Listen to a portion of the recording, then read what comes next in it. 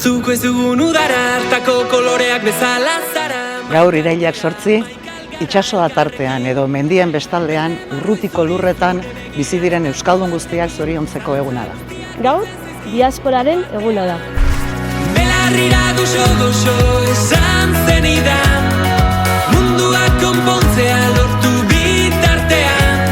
Segi dezagun dantzan, segi dezagun ametxetan, zutani batera, geldi ezinak gera.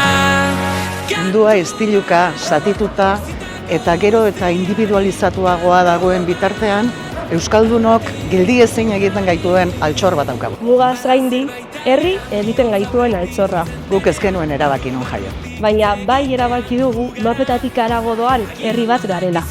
Gaur ezingo gaituzte gelditu. Askotarikoen herria, bizitza justu baterako 11 aldarri dituen. Belarrira goxo esan zen. Amerika, egozein ipar, Europa luze zabalean edo munduko txokorik urrunenean ere entzun daitekeen oihartzuna. Munduan zehar barreiatzen den kantu bat gara. Segi dezagun dantzan, segi dezagun ametxetan eta segi dezagun kantuan.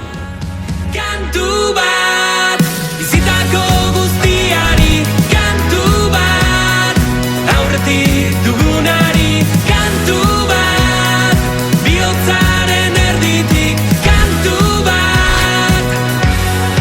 Bihotzak estutuz, distantziak txikiagotu egiten dira. Eta gu, mugaz bestalde maite zaituztegunok, horretan jarraituko dugu. Besarkada handi bat diasporako lagun guztientzat. Zubiak eraiki, zuek gabe ez goazelako inora. Den dena gure erara. Zorionak!